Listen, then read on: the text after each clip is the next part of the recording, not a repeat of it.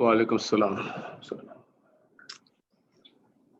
أعوذ بالله من الشيطان الرجيم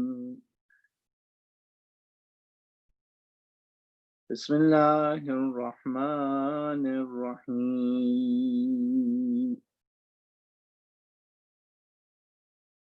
وقل الحمد لله الذي لم يتخذ ولدا ولم يكن له شريك في الملك ولم يكن له ولي من الذل وكبره تكبيرا.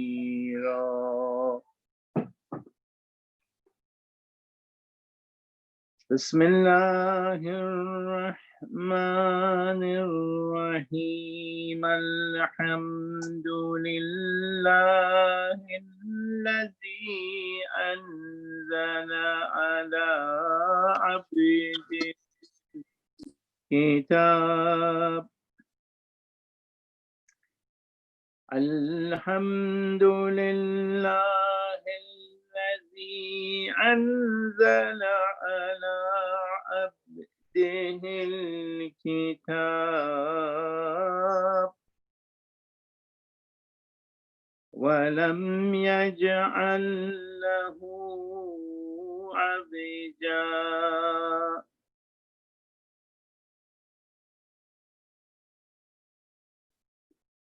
قيما لينذر بأسا شديدا من لدنه ويبشر المؤمنين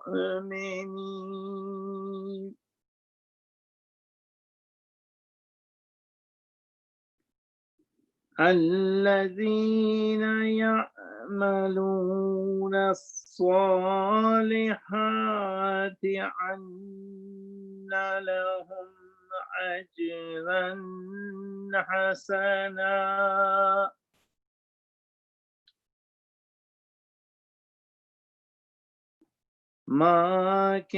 ماكثين فيه أبدا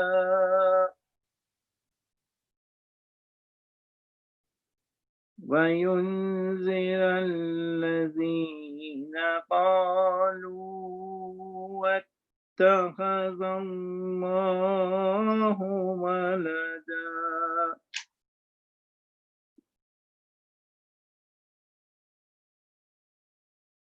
ما لهم به من علم ولا آبائهم كبرت كلمة يخرج من أفواههم أن يقولون إلا كذبا فلعلك باخع نفسك على آثارهم إن لم يؤمنوا بهذا الحديث أسفا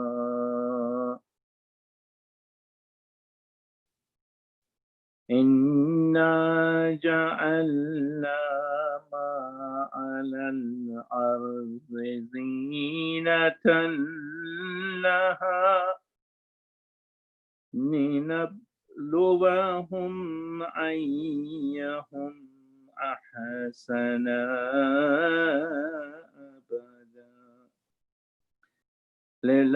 لنبلوهم أيهم أحسن عملا وإنا لجائلون ما عليها صعيدا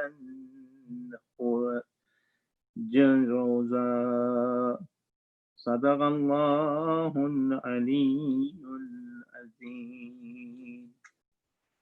اللهم صل على محمد وآل محمد وعجل فرجهم. This ayat is from Surah Al-Kahf. Is one of the surah in the Quran that is recommended to read frequently, if possible, every day. That Allah subhanahu wa ta'ala is mentioning at the very beginning the hamd and sifas is only for Allah subhanahu wa ta'ala, who have sent you this book from us to Banda, to his creation. And there is no problem with this book, and everything and all the ayat are proven, and it's sent to warn the people who do gunah and do sins, and warn them for the very, very bad punishment, and also to mu'mineen who do a'mal anik, that there is a very good result for them. Hamanat, this is the heavens are created for them, that they will be there forever. And job done. So inshallah, with this, the barakat of these ayat, we'll start our meeting for the Shahadat, and inshallah everybody benefit from it. Sadaqallahu al-aliyyul azim. Allahumma salli ala Muhammad wa ala Muhammad wa ajil faraj. Allahumma salli ala Muhammad wa ali Muhammad wa ajil faraj. For tonight, I have a marsiya regarding the Shahadat of Jawad al-A'immah, Imam Muhammad Taqi al-Jawad alayhi salatu wassalam. Bar Muhammad wa ali Muhammad salawat.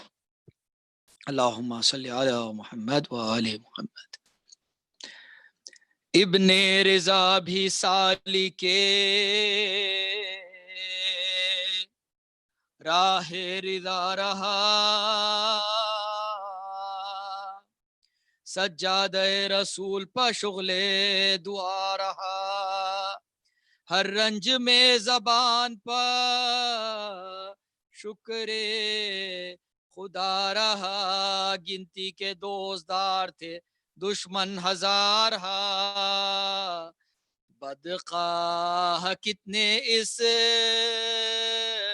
خمر Murtaza کے تھے، تھا ایک چراغ سینکڑوں جھونکے ہوا کے تھے، تھا ایک چراغ سینکڑوں جھونکے ہوا کے تھے، کیا حال ہو رضا کے جگر بند کا بیان، پیارا تھا مرتضیٰ کا وہ سلطان انس و جاں، موجز نما امام زماں دیے جہاں، ایسے ولی کے در پہ ایزا تھے بدگماں،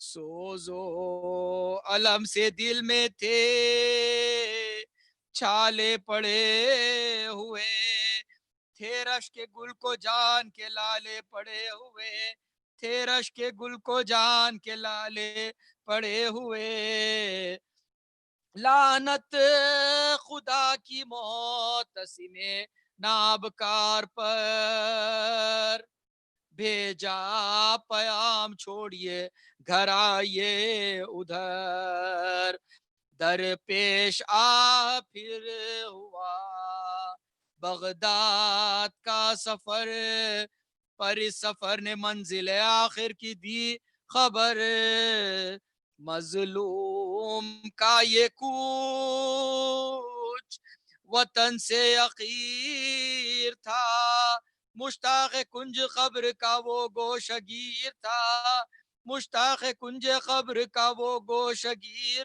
تھا، ہمراہ ام فضل بھی تھی مورد عذاب، یسرب سے جانے کی تھی خوشی اس کو بے حساب، اس کا چچا تھا معتصم خانما خراب، بغداد میں پہنچ گئے شاہ فلک جناب. توخیر ظاہری کی تو بہت بے وفا نے کی، پر فکر قتل شاہ اس اہل جفا نے کی، پر فکر قتل شاہ اس اہل جفا نے کی. بغداد میں مقیم رہے سال بھر حضور، ناری یہ چاہتا تھا کہ گل ہو چراغ نور. واقف تھا ام فضل کی حالت سے پرفتور، رکھتی تھی بغض رہبر عالم سے بے شعور. ظالم کے مشورے سے وہ خرسند ہو گئی، کہنے پہ معتصم کے رضامند ہو گئی، کہنے پہ معتصم کے رضامند ہو گئی. یہ بے مروتی یہ ستم یہ غضب یہ قہر، وہ بے کسی امام کی وہ دور اپنا شہر. دیکھے تو اہل دل خلش قار باغ در، انگور رازقی میں دیا فاقہ کش کو زہر. لے کر وٹی علی ولی کو پکار کے، آزائے پاک سوج گئے دل فگار کے، آزائے پاک سوج گئے دل فگار کے. رونے لگی وہ دیکھ کے حضرت کا حال زار، فرمایا آپ نے کیا بس ہے تو اشک بار، اس عارضے سے دے گا سزا تجھ کو کردگار، جس کا کوئی علاج نہیں اے جفا شعار. دیتی جواب کیا سرے ملونہ جھک گیا، دم شاہدی کا زہر کے صدموں سے رک گیا، دم شاہدی کا زہر کے صدموں سے رک گیا.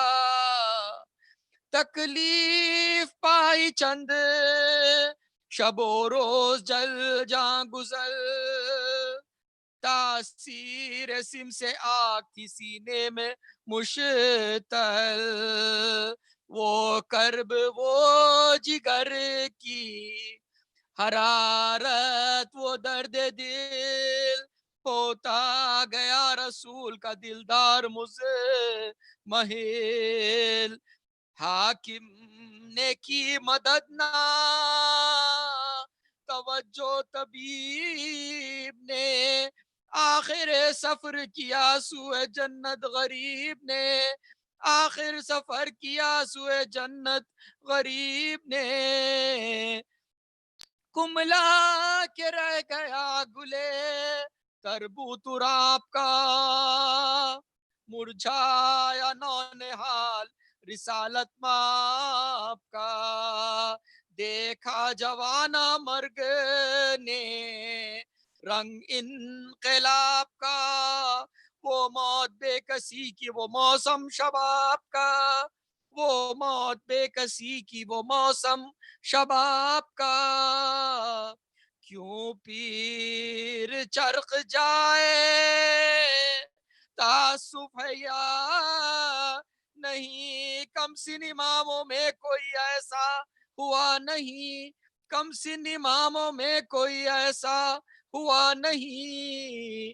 انجام اس طرح بھی کتابوں میں ہے رقم، شیعوں نے آپ کے جو سنا یہ نیا ستم، روتے ہوئے گئے سرے تسلیم کر کے خام، میت کو بحر غسل اٹھایا بچشم نام، سینوں کو اپنے قسطہ جگر پیٹنے لگے، اماں میں پھینک پھینک کے سر پیٹنے لگے، اماں میں پھینک پھینک کے سر پیٹنے لگے. نہلایا اس مسافر دار السلام کو، بھرا دل کفن جو پنایا امام کو. تابوت میں لٹا کے شیخ عام کو، پرسا دیا علی کو رسول انام کو، پرسا دیا علی کو رسول انام کو. نالے طواف کرتے تھے عرش مجید کا، ماتم کیا اٹھا کے جنازہ شہید کا، ماتم کیا اٹھا کے جنازہ شہید کا. جس جہاں تھی خبر موسیٰ کاظم فلک بخار، پہلو میں اس لحد کے خدا دوسرا مزار. پوشیدہ زیر خاک ہوا نور کردگار، حسرت پکارتی تھی کہ اس شان کے نثار. تاخیر دفن سے بھی شرف آشکار ہے، یہ وارث حسین غریب الدیار ہے، یہ وارث حسین غریب الدیار ہے. صلوات اللہم صلی علی محمد و آل محمد. So I welcome Brother Shabeer Kirmani, and will ask him to, inshallah, start the Majlis with Imam Muhammad Jawad. اللهم صل على محمد وآل محمد. أعوذ بالله من الشيطان اللعين الرجيم. بسم الله الرحمن الرحيم. فوضوا أمري إلى الله إن الله بصير بالعباد ولا حول ولا قوة إلا بالله العلي العظيم. حسبنا الله ونعم الوكيل ونعم المولى ونعم النصير. الصلاة والسلام والتحية والإكرام على الرسول المسدد المصطفى الأمجد المحمود الأحمد الذي سمي في السماء بأحمد وفي الأرض بأبي القاسم محمد. اللهم صل على محمد وعلى أهل بيت الطيبين الطاهرين المعصومين المظلومين المنتجبين الذين أذهب الله عنهم الرجس وطهرهم تطهيرا. اللهم صل على محمد وقل رب اشرح لي صدري ويسر لي أمري واحلل عقدة من لساني يفقه قولي. أما بعد، قال الله تبارك وتعالى في كتاب الكريم: بسم الله الرحمن الرحيم. قل لا أسألكم عليه أجرا إلا المودة في القربى. صدق الله العلي العظيم. زينوا مجالسكم بالصلوات على محمد وآل محمد. اللهم صل على محمد وآل محمد. My respected elders, brothers and sisters in Iman, in Kansas City, in America, in Canada, and across the globe, Assalamu alaikum jami'an wa rahmatullahi wa barakatuh. Question: who is Imam Taqi al-Jawad, salawatullah wa salamu alayhi, and what is his position in Islamic history and philosophy?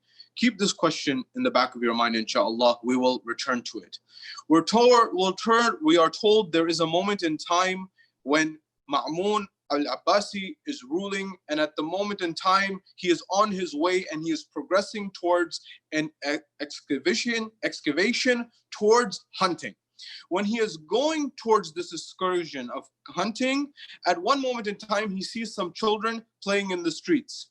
When he sees these children who are playing in the streets, at that very moment in time, we are told that he notices that as his caravan and his entourage approach, the children begin to scatter. The children begin to disperse. The children begin to go in different directions. At that moment in time, Ma'mun realizes that there is one child who has, or seemingly a child, who does not move, who does not change the way, who does not run like the others. At that point in time, he approaches this young man, or boy at the time, from the perspective of the ruler, at least. He approaches him and he asks him, he says, "Young man, you didn't run. Everyone else ran. What is the reason as to why you did not behave in the way that they behaved?" At that point in time, we're told that the boy responds that I noticed that the pathway, the road, the gap the distance was not so small that I could stay there and then you could also not pass by. That is, I noticed there was enough space for me to remain standing here, and there was enough space for you to go without me having to move. And he said, number two, I had not felt any fear because I had not done anything wrong. Therefore, because I did not feel any fear and I did not do anything wrong, I did not have any need to run. I did not feel any need to run. Ma'mun noticed this and he looked and he got closer to the boy and he said, what's your name? He says, my name is Muhammad.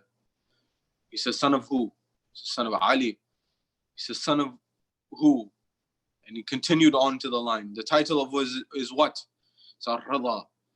At that point in time, he understood that he was speaking to none other than Imam Muhammad Taqi al-Jawad, salawatullah wa salamu alayhi. At this point in time, he realized that this young man was not an ordinary young man, that his lineage went back to the Holy Prophet, and that this person must be understood and respected and saluted, and salutations must be given towards him.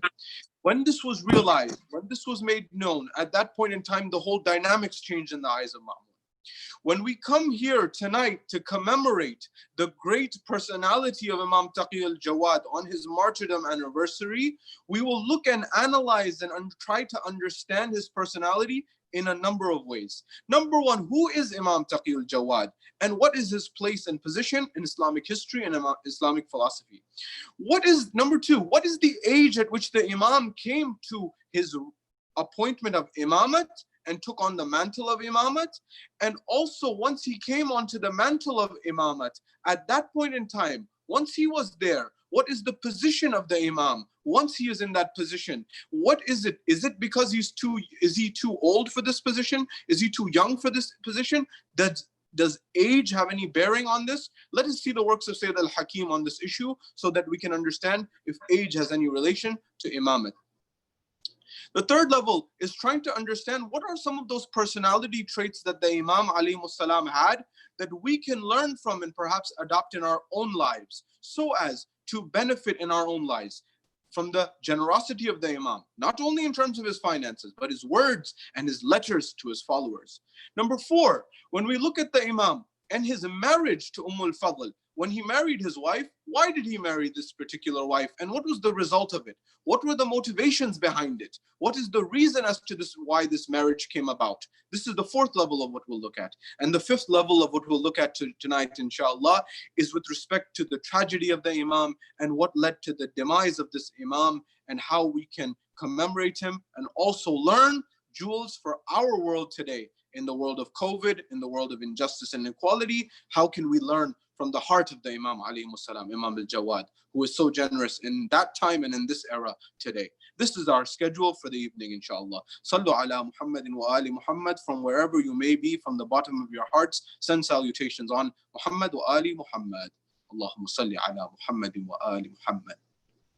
Question number one, and the first issue that we want to address in the brief moments that we have together, is that what is the position of the Imam alayhi salam? Who is Imam Jawad alayhi salam?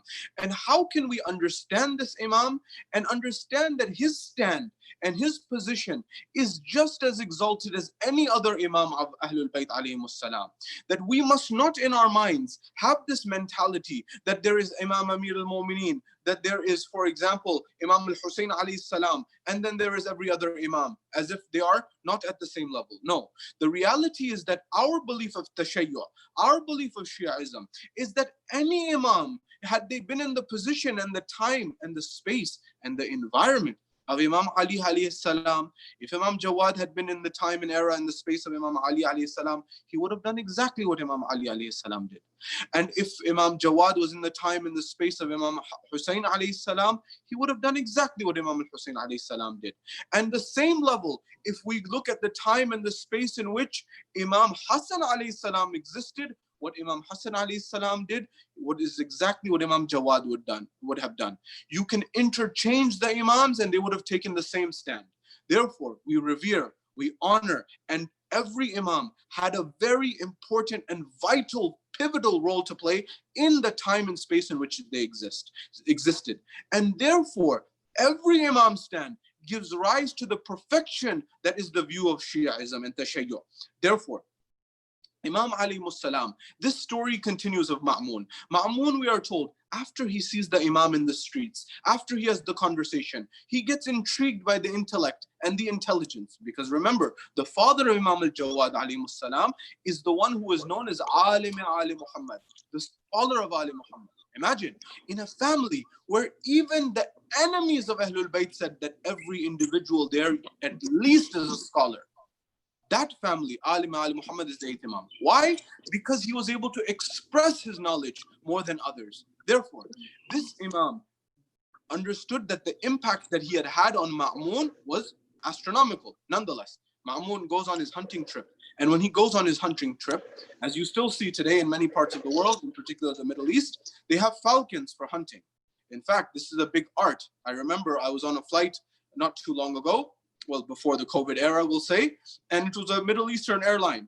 And they were talking about their heritage, and they were showing videos about their heritage and the ancient art of falcon racing and how they actually teach these birds, the falcons, that has a very important element and a symbolic importance as well. Falcons have been revered for a very long time. For those who know the poetry of Iqbal, for example, in the subcontinent, Allama Iqbal in the Persian region known as Iqbal al-Lahori, he would use the metaphor of the falcon. The idea being the falcon was something, is a bird that can fly very high. That metaphor is used for us in our lives also, that if we tap into the potential that Allah has given us in our hearts and minds, we can fly as high and soar as high as the falcon can. Yet many of us let that potential lay dormant. Imam Amir al-Mu'mineen is attributed to have said that inside of you, O man, lays all the cure. The disease is within you and the cure is within you. The entire universe is within you, yet you do not see. We have the ability to soar very high. Do not sell yourself short. Nonetheless, this same falcon, Ma'mun is going on his hunting. He sends his falcon goes into the water and takes out a bird, a small fish, into the beak of the bird, and he returns back. Ma'mun takes this in his hands, and when he takes the fish in his hands, he returns back to his palace. When he gets to the palace, he summons on the Imam alayhi salam. When he summons upon the Imam alayhi salam, we are told that he's been intrigued by the knowledge of the Imam at that point in time, who's a young boy at this time. He asks, what is in my hand? He's testing the Imam's knowledge and wisdom and insight. The Imam alayhi salam, look, he could have said directly what it is. But look, he is the son and the grandson of Ali ibn Abi Talib. He is the grandson of Rasulullah Azam. He is the grandson of Hassan ibn Ali. And he carries that lineage of eloquence and rhetoric.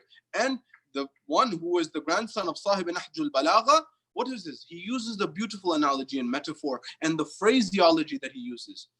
He says amongst Allah subhanahu wa ta'ala's creation, he creates the little fish that swims in the seas. And the falcon that is owned by the rulers goes and catches this little fish from the sea. And the falcon returns back to its owner, the Khalifa and the ruler. And the Khalifa and the ruler brings the little fish and holds it in his hand. And he tests the children of Ali Muhammad and the sons of Ali Muhammad and their knowledge with this fish. At that point in time, he was astonished that he didn't straight away say it was a fish. He told the entire narration of where that came from and how it got there and what was the motive behind the asking of the question. Because many times our questions have motives. That why are we asking the question? Am I asking the question to test the person's knowledge? Am I asking sincerely to learn? Am I asking because I really don't know? The way I ask a question determines the solution. Many times, many people ask about the issue of khums, for example. Yes, you are entitled to ask for accountability, but the way you ask matters. They say, what are these ulama doing? What are these scholars doing? What are these maraji doing with this money? Some people ask with humility. Some people ask that they want to sincerely know. They don't know. There are other people who ask with arrogance. There's other people who ask in a way that they're trying to, for example, question the authority and the integrity of the scholars. Have humility when you ask, and then ask with humility, no problem. Nonetheless, this was the Imam alayhi salam. One question that should be answered in the hearts and minds of all of the followers of Ahlul Bayt alayhi salam is, how can it be that a young individual can become the Imam? The first question which emerges is, how old was the Imam when he became the Imam? How old was he? The answer to this question is, in fact, the Imam is born the Imam. The question is, when is it that he took on the mantle of the Imamate? When did he take on the Zahiri Imamate? That is the apparent Imamate. That is when, at the age, according to scholars, there are different narrations according to historians. Some have said 8, some have said 12, some have said different numbers. According to Sayyid al-Hakim, he has argued that the age, according to historians, many historians, is the age of 14. This is the age that, according to many scholars, is the age at which the Imam took on the mantle of Imamate. Well, regardless if it's 8 or 12 or 14, it's very clear that the Imam was very young of age. Now, the question that comes forward, that maybe a Shia may not ask, but maybe someone who's not a Shia, maybe another Muslim, maybe a non-Muslim, may ask is, how is it possible that you're saying that someone who is 12 or 14 years of age is leading the entire Muslim world? No, leading the entire world, the Imam of the leader of all of humanity? How is it possible? Now, they may say that he's so young. For example, if you read the historians, Aristotle or the philosophers of the past, Aristotle believed that someone should not become the ruler until they are 35 years of age. And at 35, before that, they should have spent a lot of time, their whole life, learning the different sciences and learning the different arts. And once they have studied thoroughly, then they can take on the mantle of the leader of the society. And this is why, till this day, in a country like America, 35 is considered the minimum age to be the president. How is it possible that someone at the age of 12 or 14 is supposed to lead the whole world? We say, and the answer is very clear from the perspective of the followers of Ahlul Bayt alayhimus salam, that truth doesn't necessarily have an age. And the appointment of the Imam is not by the people. The appointment of the Imam is actually by God Almighty Himself, by Allah subhanahu wa ta'ala Himself. And therefore Allah deems and chooses when someone is of the age, of the ripe age. And the example of this can be seen in the example of Jesus, peace be upon him, or Isa alayhi salam. A normal child would not be able to respond from the cradle, from that small infancy, and say that I have been chosen and my mother is on the righteous path. But in defense of Maryam alayhi salam, Isa alayhi salam spoke in the cradle. That is not something you would normally see from a normal child. However, this is a divine representative. The same way Imam Jawad is a divine representative. Therefore, he has been given and he has been appointed with knowledge from Allah subhanahu wa ta'ala directly. Number one. Number two, the knowledge of the Imam was clear. Whether it was his responses to Ma'mun that I just shed light on, the eloquent response in the street, or the answer of the falcon and the bird, and the fish, whether it was that, or the test after test that Ma'mun al-Abbasi put on the Imam. For example, what? For example, he called on the biggest scholar of the time, Yahya bin Arqam. Sayyid Hakim highlights this in his book. He says he calls on Yahya bin Arqam. Yahya bin Arqam was roughly 90 years of age at this time, very elderly, and he was someone who was very well renowned and a very, very big scholar. When he comes at this point in time and this debate ensues between Yahya ibn Arqam and Imam Jawad. Imam Jawad is very young at this age. Again, roughly 14 years or yet less than this at this point. Yahya asks a very interesting question. Now notice the question. He says that what is the kafara, what is the burden upon the person who kills and hunts an animal in ihram and hajj? Now, notice, Yahya has, according to historians, he asked the question very, very insightfully. How? He asked the question because he knew very well that this is a boy who is young and under the age of bulugh. If it was a normal child, he's not even wajib for hajj. Therefore, how would he know the ahkam of hajj? How would he know the rules of hajj? How would he know all of those elements? Unfortunately, Yahya didn't know at this point, or those people who made this allegation didn't know that in this same line would be the likes of Allam al-Hilli, who would come only a few years later. Allam al-Hilli was that person and that individual who knew the ahkam before his age of bulugh, that people were waiting for him to become baligh so they could do his taqleed. This was Allam al-Hilli. If this is Allam al-Hilli, what is the status of Imam al-Jawad alayhimus salam? How elevated, how high, how grand must his status be? Nonetheless, this is what happened. Yahya said, what is the burden? What is the kafara? What is the repentance, or what is the deed that must be done by the one who commits hunting during ihram, knowing that while you are wearing the ihram in Hajj, you are not even to kill an animal or a bug or a fly or a mosquito, let alone hunt an animal.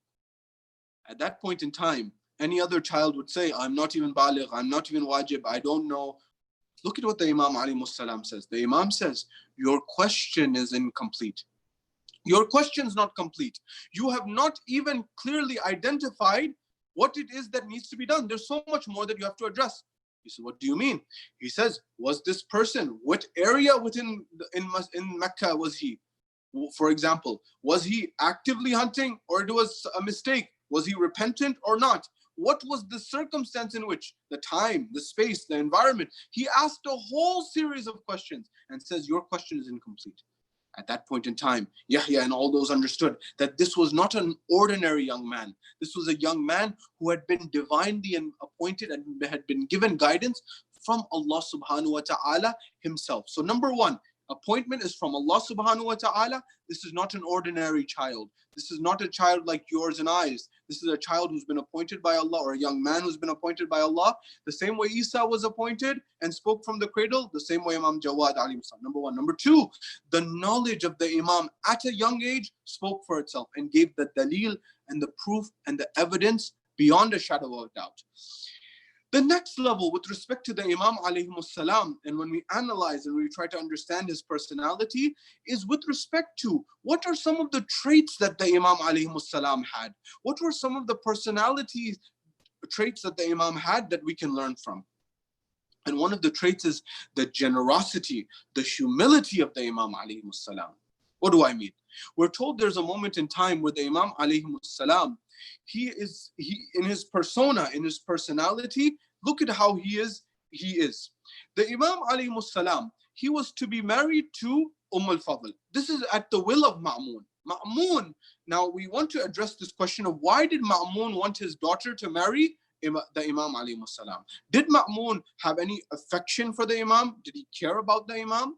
Not necessarily. In fact, the scholars have said there are various reasons as to why that is. For example, they've said, number one, he wanted to cover up his taking part in the killing of the 8th Imam.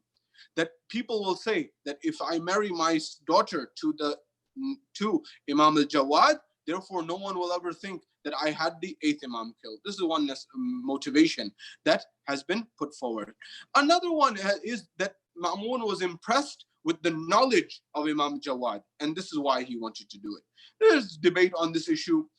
Number three is he wanted to spy on the Imam by having his daughter in the house of the Imam, because remember, the narrations of the Mahdi, of the 12th Imam, had already emerged and they knew about it and they were preparing for it, that they knew that there would be 12 princes from the lineage of Rasul al-A'zam, of the Holy Prophet, and the numbers were getting closer to 12. They had gone to 8, now 9th, and then only 3 generations more and there would be the 12th Imam. Therefore, he wanted to spy on that position.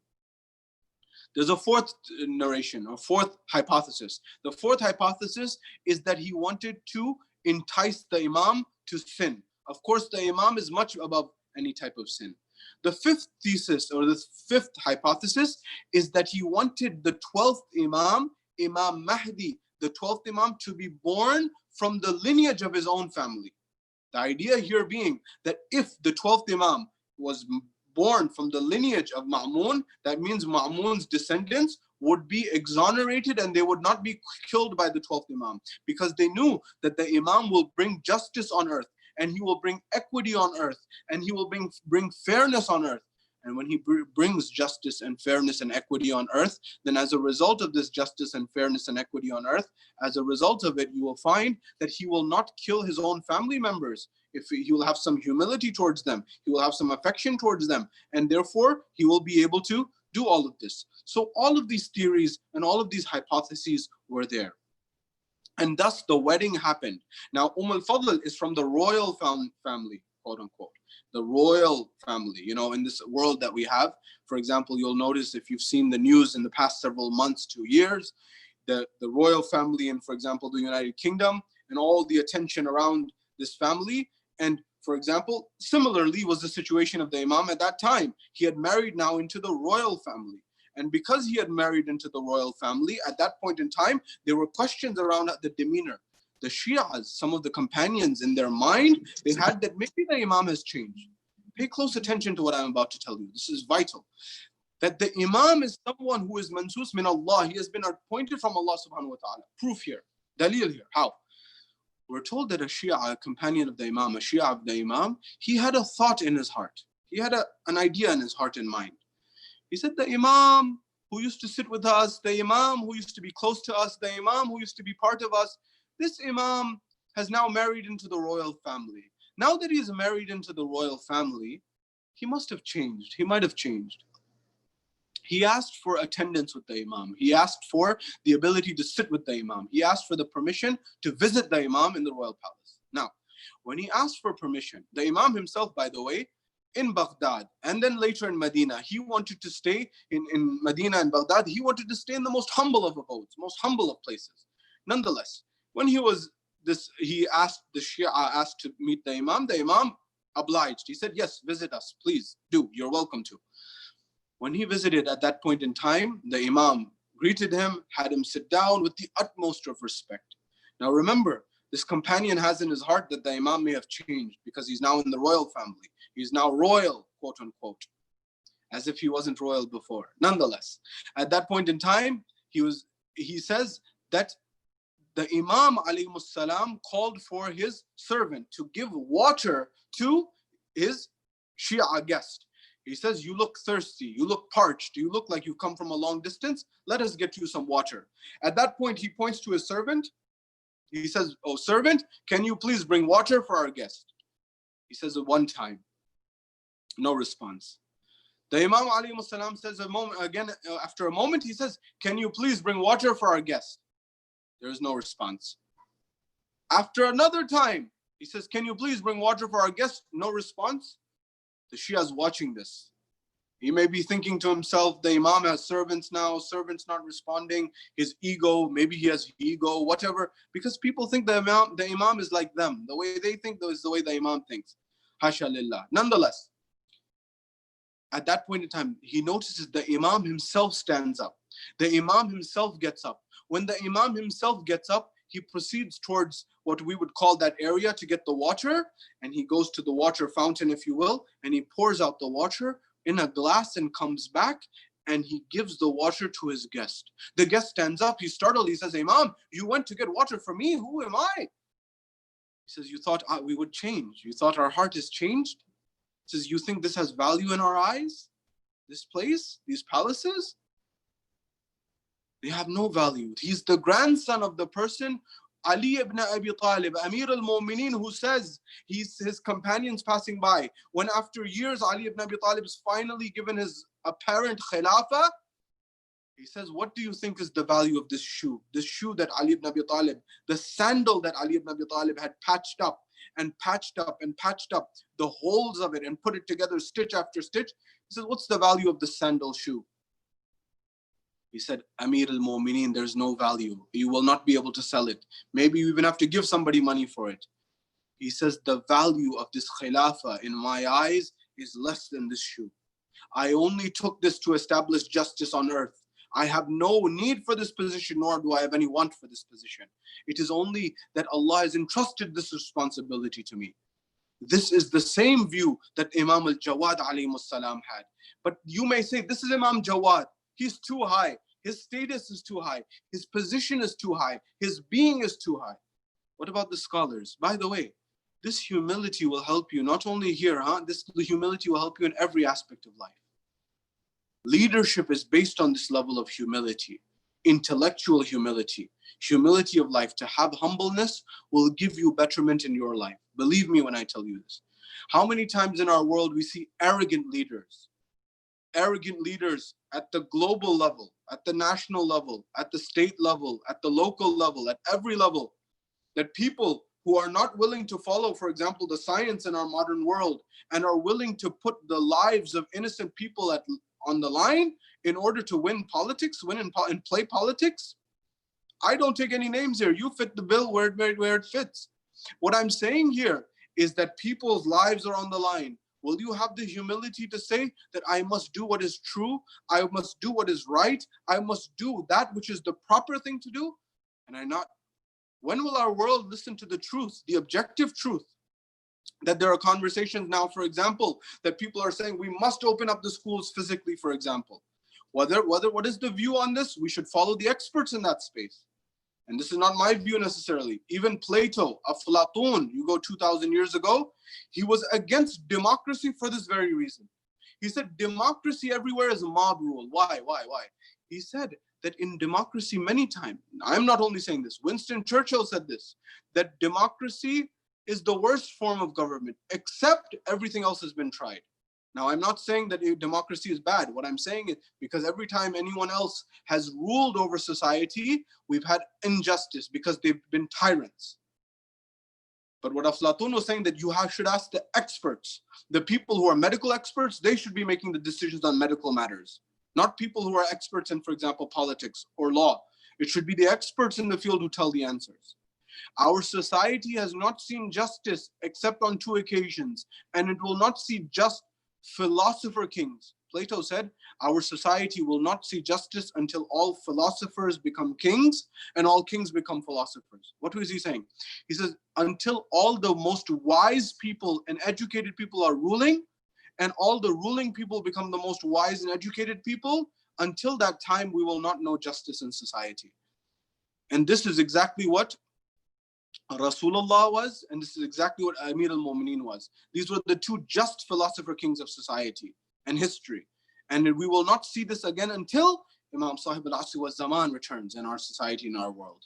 Nonetheless, at that point in time, unfortunately, we don't have many humble leaders in our world. Yes, we have a few people who are saying that I'm willing to put the betterment of society and the people in front and not be concerned with politics, not be concerned with any of these elements. I leave that for another day. I'm not interested in that. But humility will benefit you in your life. How?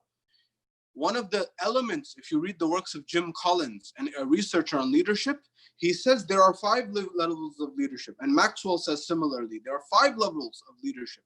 The height of leadership is level 5 leadership. This level 5 leadership, I'm talking to people in our community, people in our society. One of the biggest issues that we face in our own communities is that we don't have strong leadership. I'm not saying this. Our community is saying this. And strong leadership is not what you think. Strong leadership is not my way or the highway. Strong leadership is what, according to Collins and Maxwell, they say that leadership which is humble and driven, 2 things, drive and humility. When they are combined, you will find great leadership. Rasulullah was what? Rasulullah showed a vision in 23 years, a drive and a vision that changed the chart of humanity. That Michael Hart says the most influential person in history is Muhammad. That he raised the level of thinking of the Arabs. But at the same time, he was so humble that when they used to pelt Rasulullah with stones, he would raise his hands towards the heaven and he would say, my Lord, my Creator, Allah subhanahu wa ta'ala, forgive them for they do not know my position. What humility of Rasulullah Azam.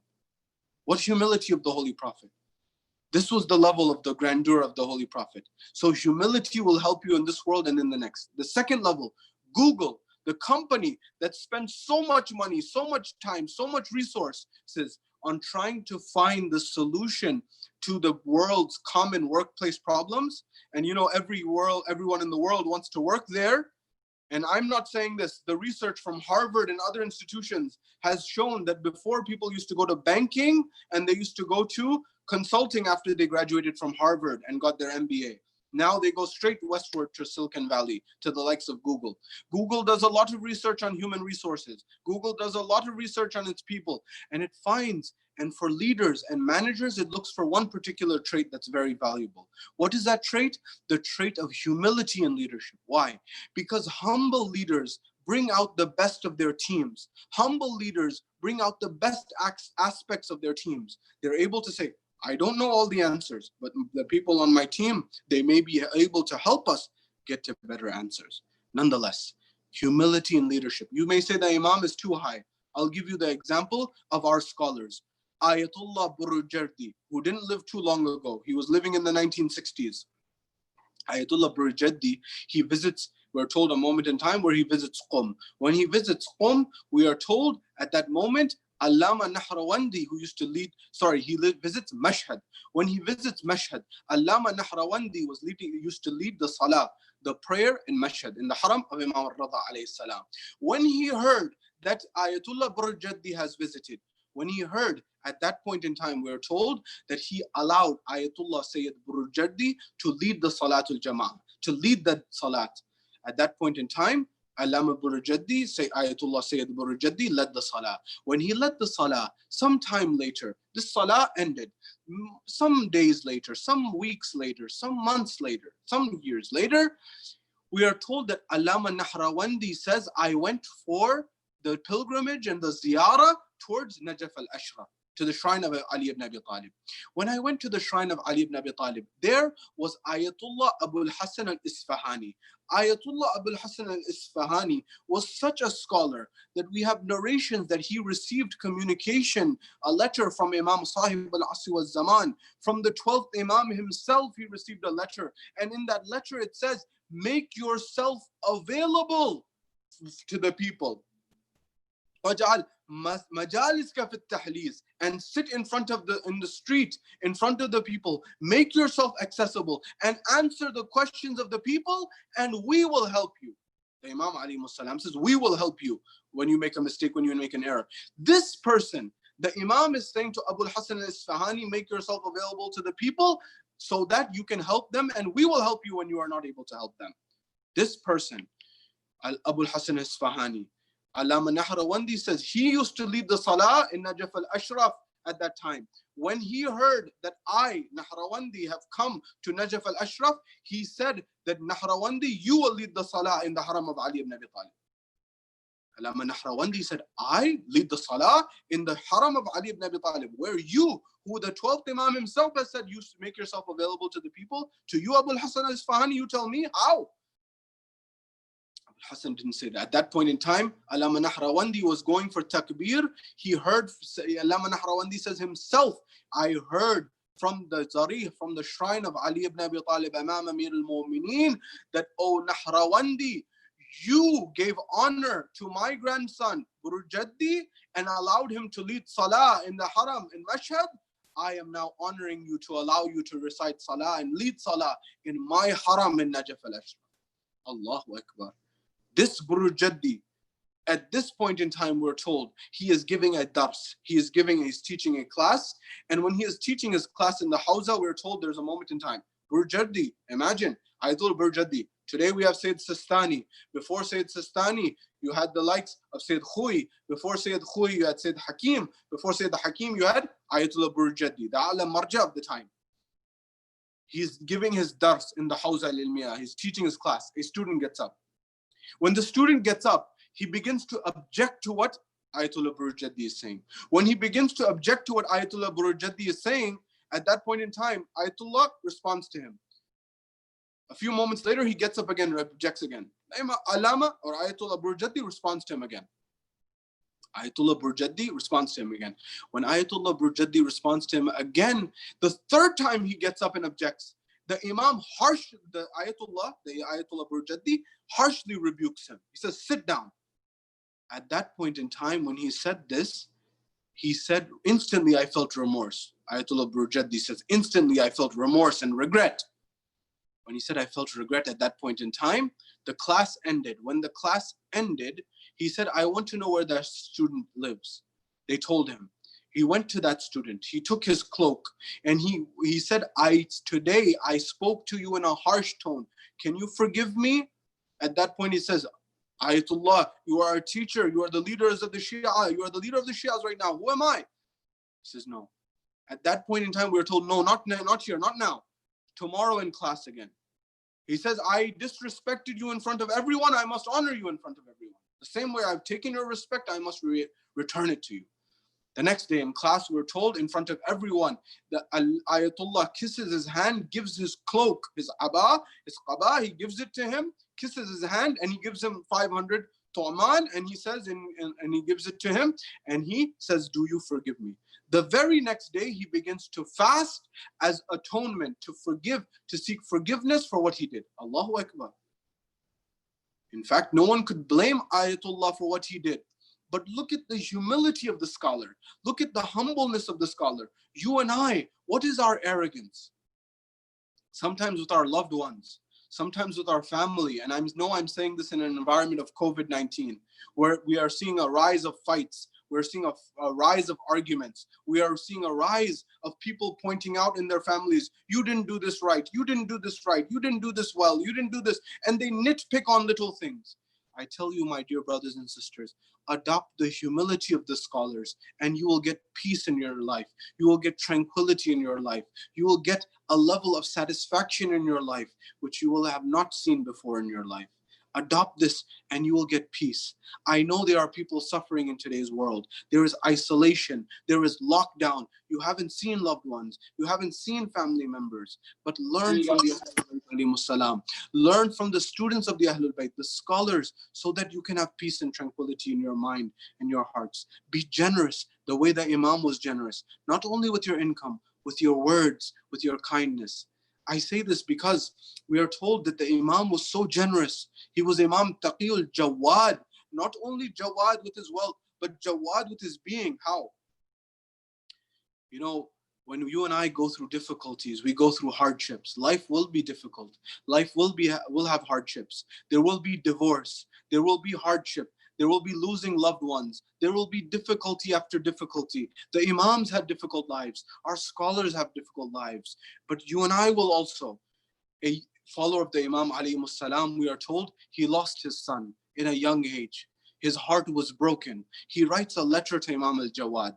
He says, Imam, I had one son who was the apple of my eye. This was the closest son to me. He was the dearest one to me. And I've lost him. Allah has taken him back and he has left me. You know, for a parent to lose their child is one of the most difficult things. We're told at that moment in time that the Imam received the letter. The Imam Jawad reads the letter. When he reads the letter, you know, you've lost loved ones, you've lost a sibling, you've lost a child, you've lost a parent, you've lost someone to COVID, you've lost someone. It seems like everyone is only 1 or 2 degrees separation away from someone they've lost.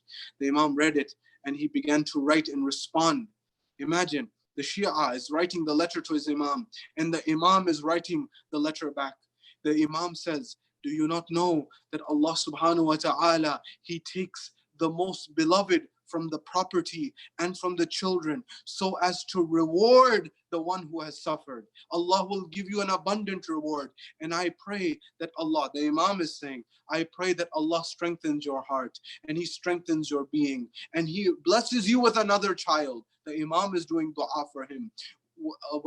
We ask Allah to give us the dua of the Imam in our own lives, that the Imam prays for us because he is alive in the presence of Allah subhanahu wa ta'ala, and the Imam of our time also prays for us to give us serenity and give us relief from this plague that is afflicting our world, and also to give solace and peace to all of the hearts, the people who are suffering, the people who are going through great difficulty. This is what the Imam is doing dua.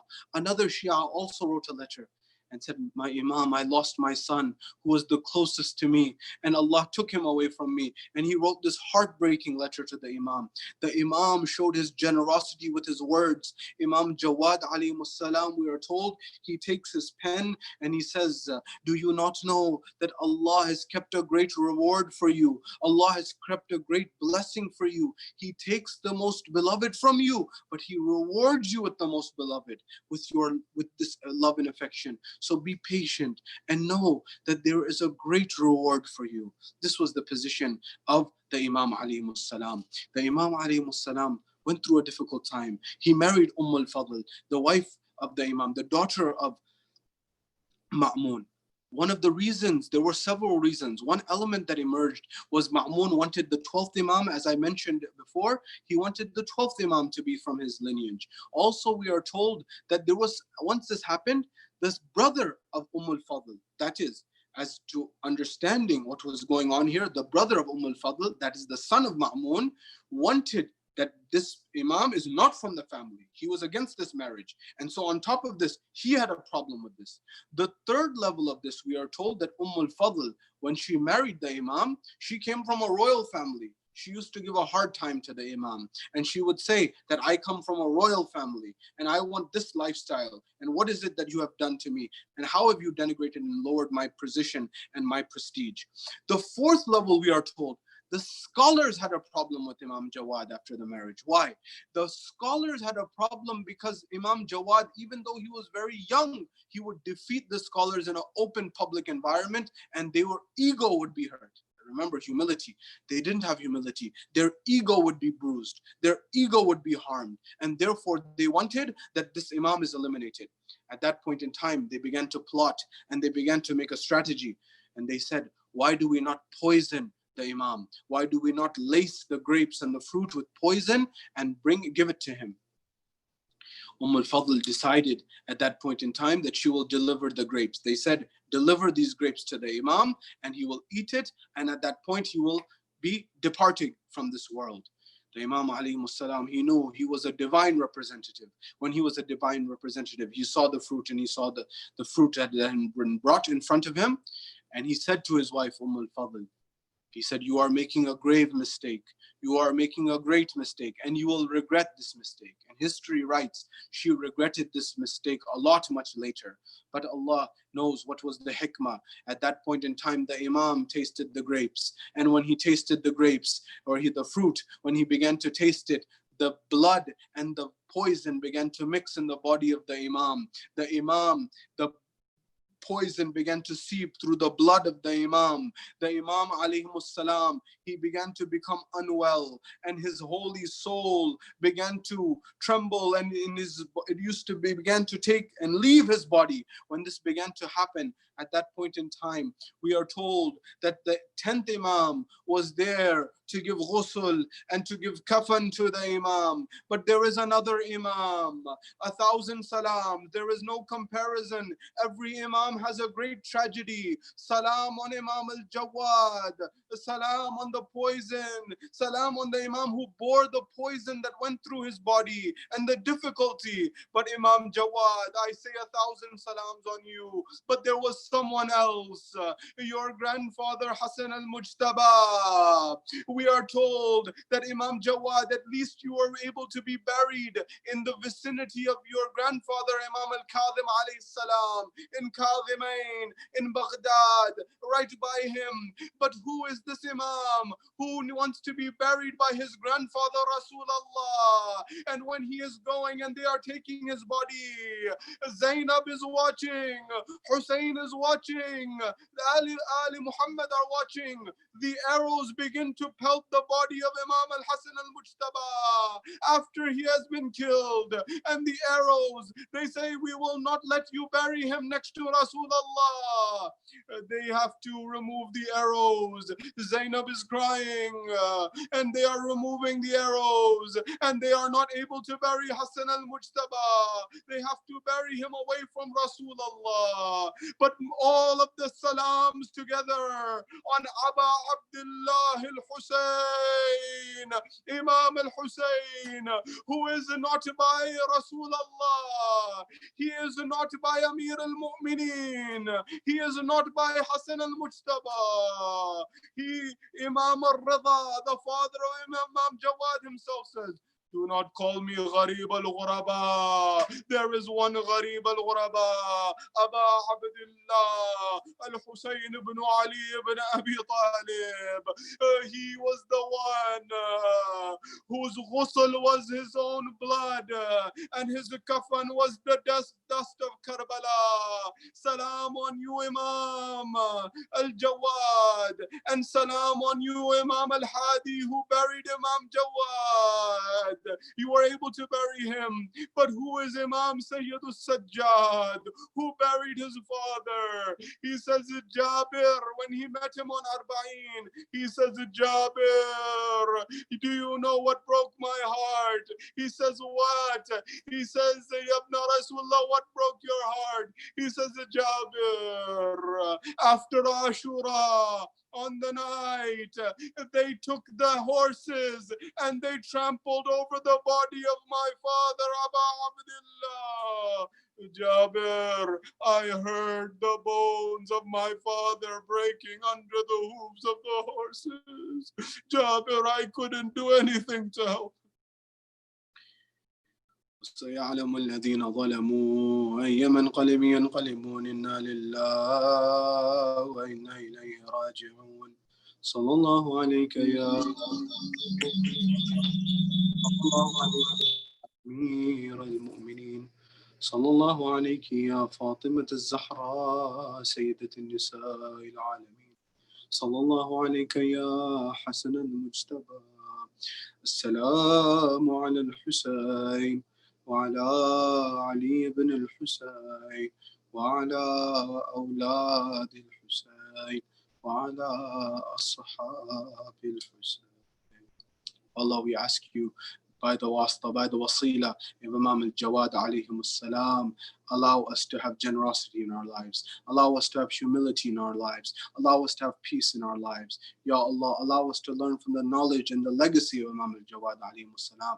And Ya Allah, the same way that Imam al-Jawad blessed his Shia with words of generosity, words of condolences, words of du'as, words of all this kindness, Ya Allah, allow us to be blessed with the words of the Imam, to be blessed with the kindness of Imam of al-Jawad and Imam Sahib al-Asri wa Zaman, that we are going through difficulties. So many people have lost people to COVID. People are ill with COVID. We also know people who are in isolation, in lockdown. Ya Allah, illuminate our hearts and allow us to have the blessings of Muhammad and Ali Muhammad. Ya Allah, bless our marriages. Allow us through the wasila of the Ahlul Bayt alayhi salam to have blessings in our marriage, kindness in our marriage, compassions in our family and our loved ones. Ya Allah, allow us to learn from the manhaj of Ahlul Bayt alayhi salam and allow us to be better followers and the Shia of the Ahlul Bayt alayhi salam. Ya Allah, hasten the reappearance of Imam Sahib al-Asri wa Zaman and allow us to be amongst his Shia and his companions when he returns. Wa akhiru da'wana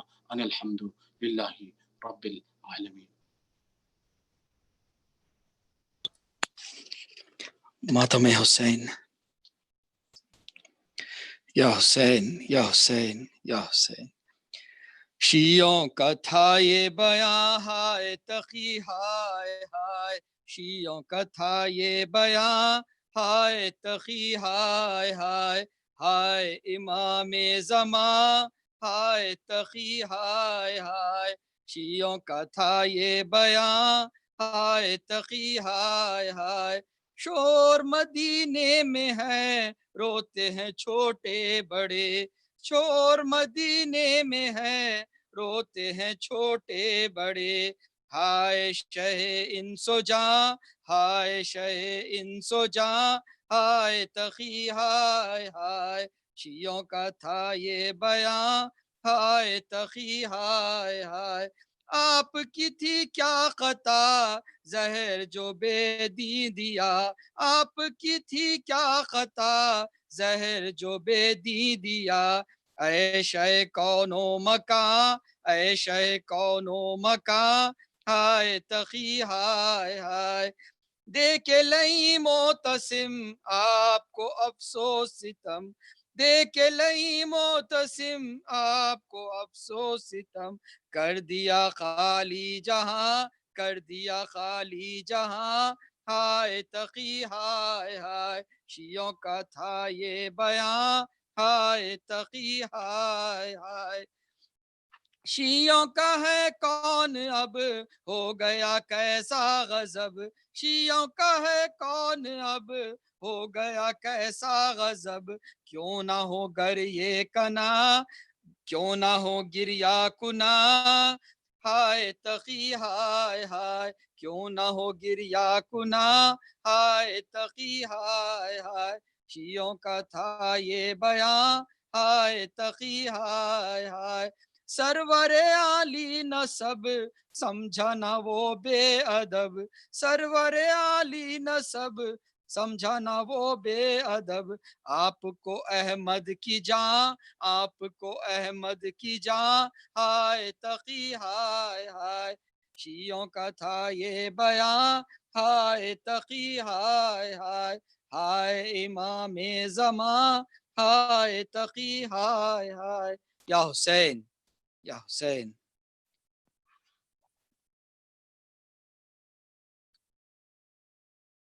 Thank you, Brother Kirmani, for your speech and Majlis for tonight. Really appreciate your honoring us with your speech about our Imam.